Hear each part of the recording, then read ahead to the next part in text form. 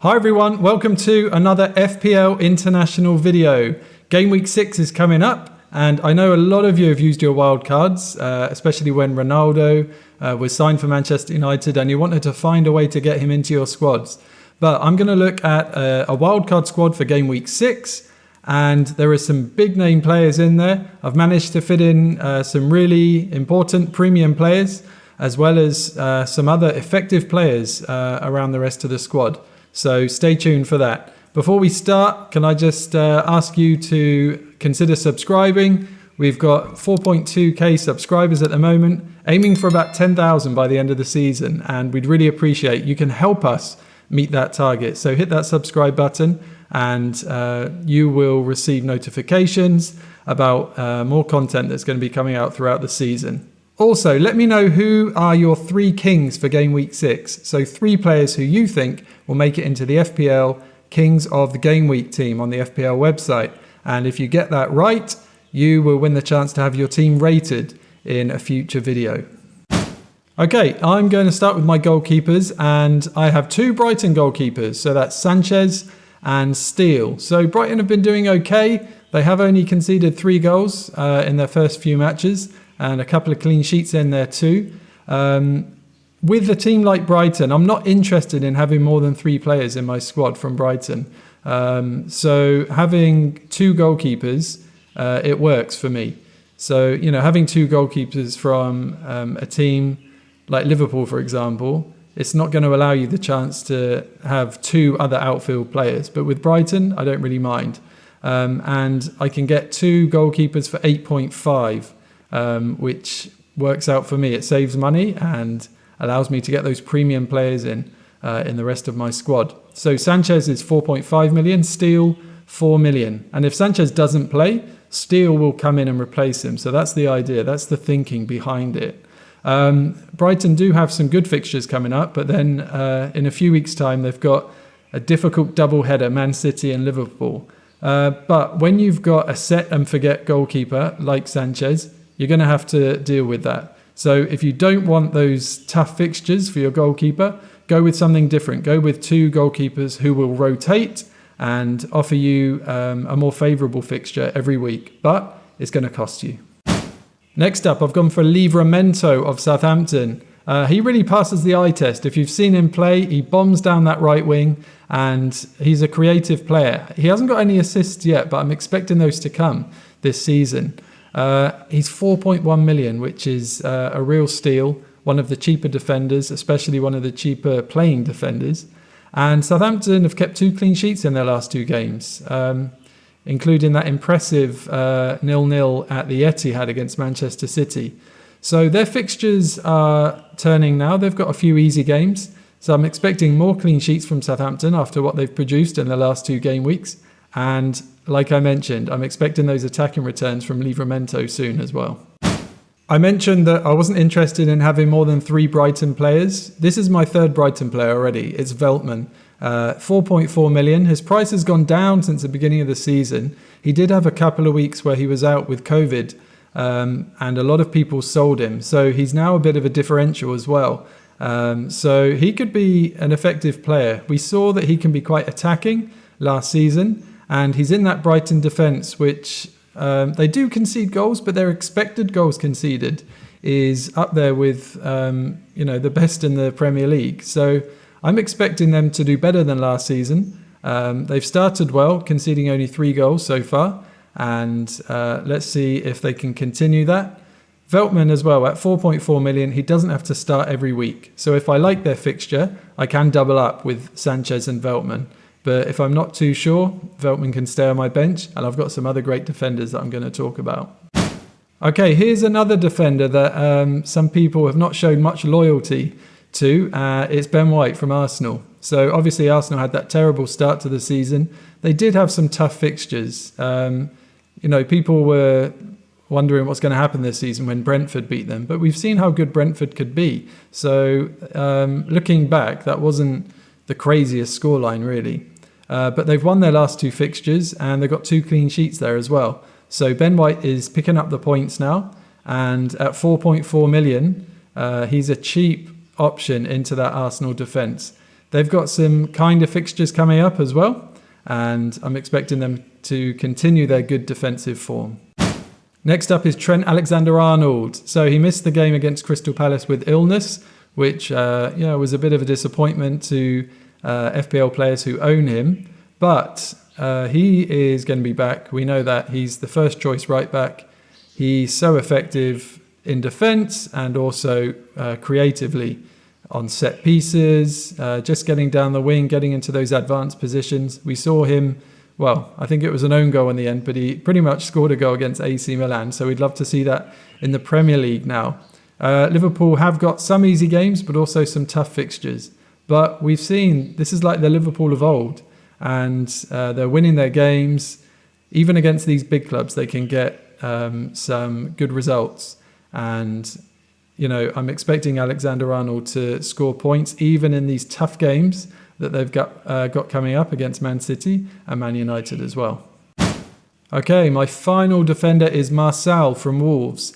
Not the best result for Wolves against Brentford on Saturday, but Wolves have got a kind run of fixtures coming up. They're not playing any of those big teams at the top. They have got a tough one against Everton, but I think Everton's form at the beginning of the season was a bit overrated, really. They didn't have any tough games, and we saw how easily they capitulated against Aston Villa. So I don't see that as such a tough game. So Wolves have got a good run of fixtures. Marçal, we've seen, has got a couple of assists this season already. And the good thing about him is that he's playing. Wolves have got a lot of defenders, and often they are rotated. But that was under Nuno. And I think with their new manager now, maybe he's put his faith in Marçal, and he's going to be playing a lot of games and hopefully scoring a lot of points. Next up, Demarai Gray from Everton. Everton obviously started the season well, and they have got some more good fixtures.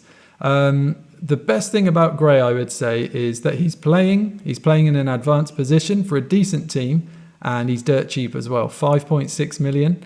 He scored 3 goals in his first 5 games, and he passes the eye test. You watch him play, you see how dangerous he looks, and you see those advanced positions he's getting into. He's got the speed, and he can finish as well. So he's going to stay in my team. When you've got someone cheap like Gray, you don't have to worry so much about whether he's scoring points week in, week out. If he has a couple of bad game weeks, you know that you can't really get much better for that price, and it's like you're not wasting your money. So Gray for me is a keeper. He's going to be in my squad for a few weeks to come. Next up, he's a placeholder. It's Billy Gilmour from Norwich, 4.5 million. He's playing every game. He actually got a bonus point against Watford, despite no goal, no assist. So he's playing well. He's doing the right things.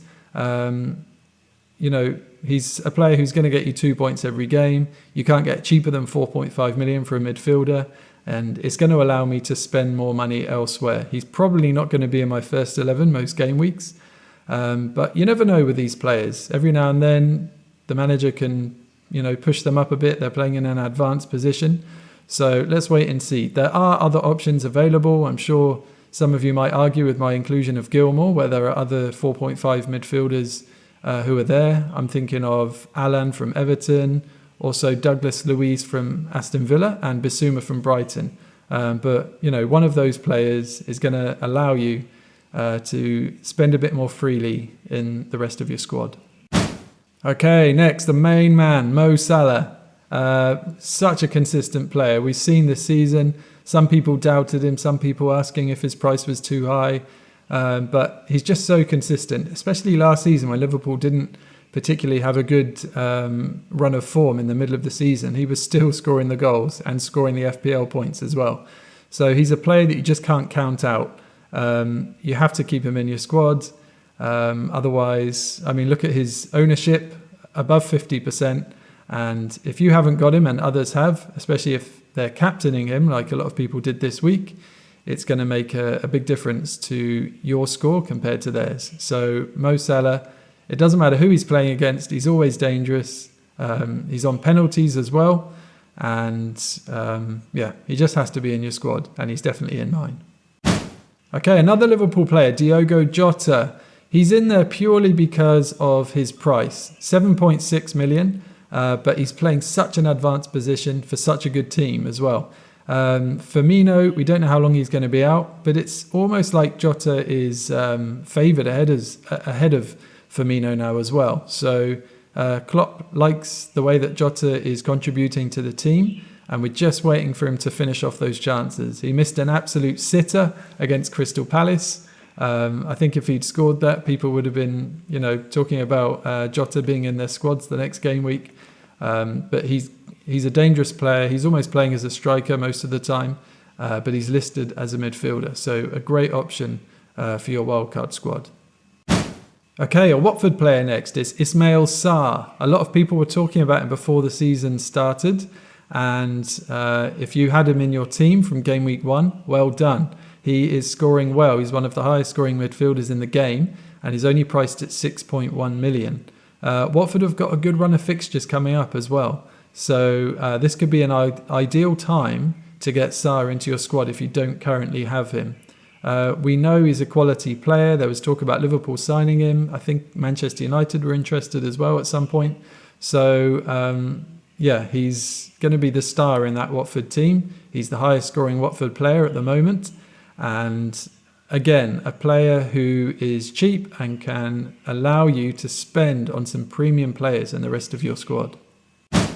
I've got another Watford player. Who would have thought it? It's Emmanuel Dennis. 5.2 million. He was 5 at the beginning of the season, but he had that strong start. I think in the first game he got a goal and an assist. So a lot of people transferred him in. Probably because he's a way of saving money and allowing you to invest in some of the more popular FPL players. So I mentioned already when talking about Sarr that Watford have got a kind run of fixtures coming up. They played well against Norwich at the weekend, scoring 3 goals. So we'd expect them to probably be scoring goals. We don't have to worry about the defence when we're talking about the likes of Sarr and Dennis. So it's about the goals that they're scoring, and they are scoring them. So Dennis, you can keep him on your bench if you want, but just take a look at the fixtures. The last week, Norwich away is a favourable fixture. So even though he's a cheap option as a striker, he can score points if you put him in your first 11. So a really good option to have. Right, you're probably wondering what I'm going to do with all this money I'm saving. Here's my first big striker. It's Romelu Lukaku. Chelsea's fixtures are turning soon, and they've got a really kind run coming up. And we've seen that Lukaku can score against anyone anyway. So I am putting him in my squad, 11.6 million. Not even the most expensive striker in the game, but he's going to score goals. And Chelsea, one of the favourites for the Premier League, you would say. They are good defensively, and now they've got someone who can put the ball in the back of the net week in, week out. So Lukaku, he's just an absolute bully of a striker, and he can prosper against any defence. So Lukaku, for me, is a great option to have, especially with this kind run of fixtures that Chelsea have coming up. Okay, finally, Cristiano Ronaldo from Manchester United. We've seen how well he's doing so far, and this is a great chance, if you're wildcarding, to get him in your squad if you don't currently have him. I've managed to get Salah, Lukaku and Ronaldo in my squad, as you've seen. I would say between Lukaku and Ronaldo, if you had to choose between one of them, I would probably go for Lukaku just because of the fixtures. But Ronaldo, we know he's a world-class player, maybe even the best player in the world. So he can score against any team. It doesn't matter who. We're yet to see if he's on penalties. I would expect him to be on penalties. So even against these big teams, sometimes these cautious affairs, you get penalty decisions in them. And then Ronaldo, who is better than Ronaldo at stepping up and being cool from the penalty spot? So he's a great option to have. And like I said, if you have to choose between these premium players, I might go for Lukaku. You might disagree with me. Let me know in the comment section if you think I'm talking a load of rubbish. But I've managed to fit him into my wildcard squad and I'm happy with it. Okay guys, that is my wildcard squad. I hope you like it. Let me know in the comment section if you think I've missed someone out or made a big mistake. And also, please like this video if you have enjoyed it and you've taken some good tips from it. And don't forget to subscribe. You'll really help us out and we really appreciate it. Let us know where you're watching from as well. We love to know that we are helping out FPL players all over the world, because we believe that this is a global game that can be enjoyed by football fans anywhere. Please let me know who your 3 kings are in the comment section. 3 players who you think will make it into the FPL Kings of the Game Week squad on the FPL website. And we'll let you know who is the winner in a video next week. Thank you for watching. Good luck in Game Week 6. And as always, stay safe.